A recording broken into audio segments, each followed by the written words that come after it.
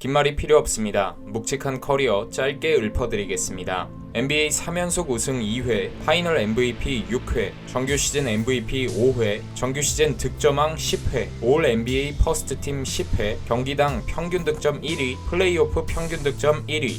그가 어떻게 농구 황제이자 부동의 올타임 넘버원이 될 수 있었는지 마이클 조던의 시작과 끝을 리와인드 해봅시다. 1963년 2월 17일 뉴욕 브루클린의 평범한 노동자인 아버지와 은행 말단 직원이었던 어머니 밑에서 넷째로 태어났던 조던은 평범한 소시민 가정에서 어린 시절을 보냈습니다. 마이클의 아버지인 제임스 조던은 그의 어린 시절을 회상하면서 마이클은 나의 자녀 중에서 가장 게으른 아이였다고 말했는데요. 장난기 많고 산만했던 꼬마는 5살이 되던 해에 제2의 고향이 될 노스캐롤라이나의 윌밍턴으로 이사하게 됩니다. 평소에 여러가지 운동을 즐기던 마이클은 아버지가 좋아하는 야구를 초등학생 때부터 본격적으로 시작했고 투수 겸 중견수로 활약하면서 만 12세에 유소년 야구리그에서 MVP로 뽑히는 등 두각을 드러냈는데요. 하지만 게으른 아이였다는 아버지의 말처럼 뭐든 꾸준하지 못하고 쉽게 식상해하던 성격에 야구에만 전념하진 않았고 농구와 풋볼도 취미로 같이 즐겼습니다. 그리고 레이니 고등학교에 입학한 후 조던의 본격적인 농구 인생이 시작됐는데 괜찮은 소질을 보였던 야구를 아버지와 상의 끝에 결국 그만두기로 결정하고 취미로 즐기던 농구 코트로 발을 돌린 것입니다. 이 당시만 해도 키 178cm의 단신 가드에 경력 1년 차였던 마이클은 2학년이 되어서도 기대하던 1군 멤버로 발탁되지 않았는데요. 자존심에 큰 상처를 입은 조던은 이 사건을 계기로 잠자고 있던 남다른 승부 근성에 발동이 걸리면서 농구에 올인하기 시작합니다.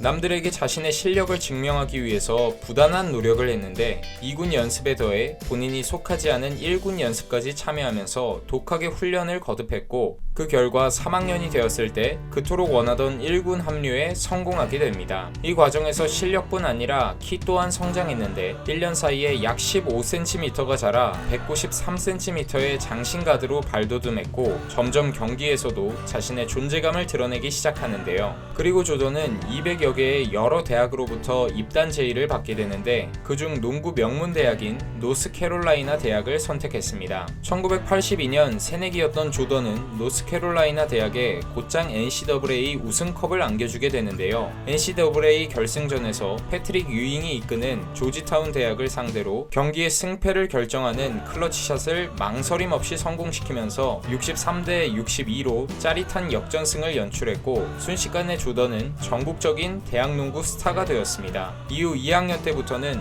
평균 20득점 이상을 뽑아내는 득점원으로 거듭나면서 올해의 선수에 2번이나 선정되었고 3학년 때 이미 NBA에서 먹힐만한 기량을 갖췄다고 판단한 조던은 1984년에 NBA 드래프트에 참가하기로 결심했습니다. 그리고 당시 많은 주목을 받던 센터 하킴 올라주원과 샘 보이 다음으로 3순위로 시카고 불스의 지명을 받아 NBA 커리어를 시작하게 되는데요. 당시 시카고 불스는 센터를 원하고 있었지만 휴스턴과 포틀랜드가 사이좋게 센터를 가져가는 바람에 차선책으로 가드 유망주를 뽑은 것인데 이 선택은 정말이지 최고의 선택이었습니다. 조던이 합류했을 당시 불스는 전형적인 약체팀이었지만 슈퍼 루키의 가세로 전력이 상승해 프롭 진출에 성공했는데요. 루키 시즌의 조던은 평균 28.2득점, 6.5 리바운드, 5.9 어시스트로 다재다능한 스탯을 찍었는데 특히 정규 시즌 디트로이트전에서 49득점을 올리면서 그의 루키 중에 단연 돋보이는 퍼포먼스를 보여줬고 결국 하킴 올라주원을 제치고 올해의 신인상을 거머쥐었습니다. 바로 밟게 된 플레이오프 무대에서도 좋은 활약을 했는데요. 하지만 당시 동부의 강호 미러키 벅스와의 전력 차이로 인해 1승밖에 거두지 못한 채 1라운드에서 탈락했습니다. 그리고 2년차 시즌을 맞이한 조던에게 악재가 찾아오게 되는데 정규 시즌 개막 후 3경기 만에 왼쪽 발이 부러지는 부상을 입게 되면서 이후 64경기를 쉬어야 했습니다. 불행 중 다행으로 조던은 생각보다 빠르게 복귀에 성공해 정규 시즌 후반부에 다시 팀을 돕기 시작했는데요. 정규 시즌 최종 18경기를 소화했고 기록했고 불스는 턱걸이로 플레이오프에 진출하게 됩니다. 1라운드에서 만난 상대는 레리 버드가 이끄는 동부 최강 보스턴 셀틱스였는데요. 작년과 마찬가지로 팀원 한 명 한 명 격차가 너무 컸기 때문에 셀틱스가 경기를 주도했지만 부상에서 돌아온 조던은 혼자 팀을 이끌면서 분투했습니다. 1차전 원정에서 혼자 49득점을 퍼부었고 뒤이어 2차전에서 역대급 기록을 세우게 되는데 보스턴 셀틱스를 2차 연장까지 몰아붙이는 접전 끝에 플레이오프 최다 득점인 63득점을 뽑아낸 것입니다. 물론 시리즈는 보스턴의 스윕으로 끝이 났지만 아무리 막으려 해도 막을 수 없던 조던의 플레이에 놀란 레리 버드는 경기 후 신이 마이클 조던으로 변장한 것 같다는 말을 남기며 감탄했는데요. 시리즈 평균 43.7득점이라는 무시무시한 폭발력으로 깊은 인상을 남긴 조던은 다음 시즌을 준비하기 시작했습니다. 부상을 훌훌 털어내고 시작한 86-87 시즌, 조던은 커리어에서 가장 높은 평균 37.1득점을 기록했고 처음으로 득점왕을 차지했는데요. 이후 1차 은퇴를 하기 전인 92-93 시즌까지 7년 연속 득점왕을 차지하는 괴물같은 퍼포먼스를 이어갔습니다. 그의 개인 기량은 정점이 어디인지 모르게 계속 올라갔지만 팀은 계속 부진을 면치 못했는데요. 정규 시즌 40승 42패로 플레이오프에 간당간당하게 진출했지만 작년과 똑같이 보스턴 셀틱스에게 3연패를 당하면서 1라운드의 문턱에서 좌절해야 했습니다. 2년 연속 1라운드 탈락이라는 고배를 마신 불스는 팀을 정비했는데 호레이스 그랜트와 스카티 피펜을 데려오면서 곧 있을 왕조의 기초를 다졌습니다. 당시 루키였던 피펜과 그랜트는 팀에 활기를 불어넣어줬고 늘 그랬듯이 조던이 팀을 캐리하면서 정규 시즌 50승이라는 준수한 팀 성적을 거두고 생애 첫 MVP로 선정되었습니다. 또한 홈구장에서 열린 올스타전 슬램덩크 콘테스트에 참가해서 시그니처와 같은 자유투라인 덩크를 선보이면서 도미니크 윌킨스를 꺾고 2년 연속 우승자로 뽑히는 등 펄펄 나는 모습을 보여줬습니다. 이후 플레이오프 무대에서는 당시 신흥 강호로 떠오른 디트로이트 피스톤즈를 상대로 조던은 고전을 면치 못했는데요. 팀 전체가 배드보이즈라는 별명을 갖고 있던 디트로이트는 불스의 주 득점원인 조던을 팀 전체가 달려들어 수비했고 결국 불스는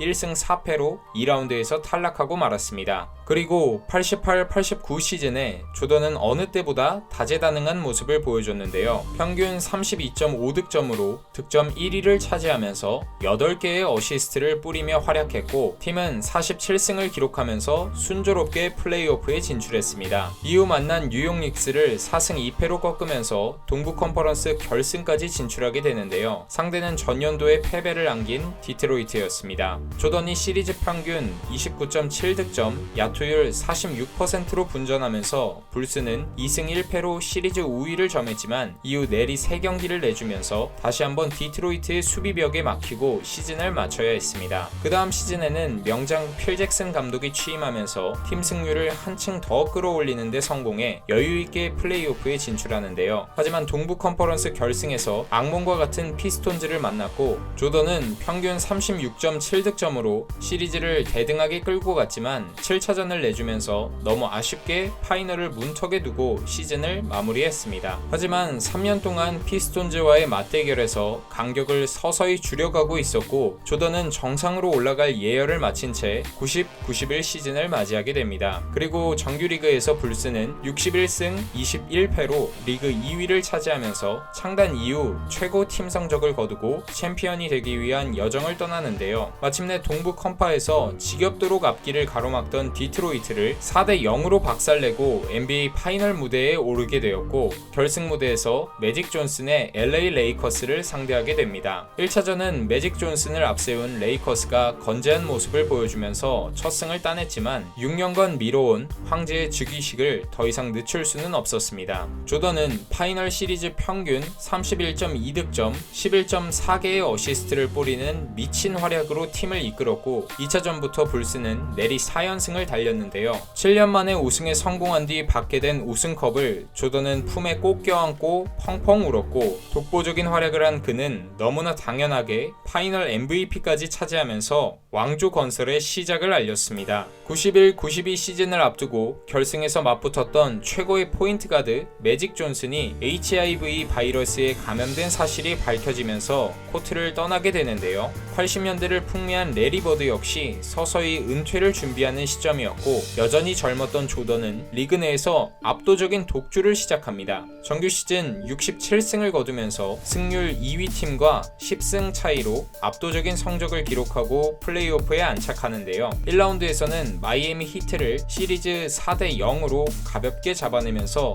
파이널은 쉽게 가는 줄 알았으나 예상치 못한 어려움을 겪게 됩니다. 디트로이트를 잡고 온 뉴욕 닉스가 만만치 않은 수비팀이었고, 불스는 이를 뚫기 위해 시리즈 내내 고전했습니다. 그리고 7차전까지 간 접전 끝에 승리를 따내면서 다음 라운드로 올라갈 수 있었습니다. 또다시 올라온 NBA 파이널 무대, 드렉슬러를 앞세운 포틀랜드를 상대하게 됩니다. 4차전까지는 2승 2패로 호각을 다퉜지만 이후 불스는 마이클의 활약에 힘입어 5, 6차전을 내리 따내 백투백 우승에 성공했습니다. 플레이오프 22경기에서 평균 34.5득점을 기록한 조던은 이번에도 여지없이 파이널 MVP를 수상했고, 92년 바르셀로나 올림픽에 드림팀의 일원으로 참가해 두 번째 금메달까지 추가하면서 기분 좋게 시즌을 마무리했습니다. 농구 팬들의 뇌리에 조던하면 최고의 농구 선수라는 이미지를 확실하게 각인시키고 맞이한 92-93 시즌, 여전히 건재한 득점력을 보여주면서 7년 연속 득점왕에 등극했고, 플레이오프 1, 2라운드에서 1패도 허용하지 않고 컨퍼런스 파이널에 선착했습니다. 불스는 1, 2차전에서 뉴욕 닉스에게 2연패를 당하면서 불안한 출발을 했지만 그분의 맹활약에 힘입어 시리즈를 뒤집고 파이널에 오르게 되는데요. 상대는 숙명의 라이벌인 찰스 바클리가 버티고 있는 피닉스 선즈였습니다. 불스는 선즈에게도 먼저 2연패를 당하고 수세에 몰렸지만 다음 3, 4, 5차전을 연속으로 잡아내면서 분위기를 바꾸고 선즈의 홈으로 이동했습니다. 피닉스는 정규 시즌 MVP인 찰스 바클리를 앞세워 매섭게 공격해왔고, 경기 종료 14초를 남기고 2점차 우위를 잡게 됩니다. 마지막 공격만 막아내면 7차전에서 승부를 볼 수 있는 상황. 선즈는 마지막 공격이 당연히 조던의 손에서 끝날 것으로 예상했지만 조던은 피펜에게 패스를 건넸고 볼은 돌아서 외곽에 오픈된 조 팩슨에게 가게 되는데요. 그리고 팩슨의 3점 슛이 림을 가르면서 1점 차로 역전에 성공했고, 불스는 마지막 수비까지 성공하면서 3년 연속 우승이라는 대업을 이뤄냈습니다. 왕조를 건설하고 세 번째 우승 반지를 끼게 된 조던은 그야말로 NBA에서 절대 강자로 우뚝 섰습니다. 하지만 승승장구하던 그에게도 인생 최대 시련이 닥치게 되는데, 아버지 제임스 조던이 10대 강도들에 의해 살해된 것입니다. 큰 충격에 빠진 조던은 결국 농구에 더 이상 미련이 없다는 말을 남기고 커리어 최고 정점을 찍고 있을 때 돌연 은퇴를 선언했는데요. 갑작스러운 은퇴를 발표한 지 몇 개월이 지난 뒤 농구 황제는 야구 방망이를 들고 스포츠계의 모습을 드러냈습니다.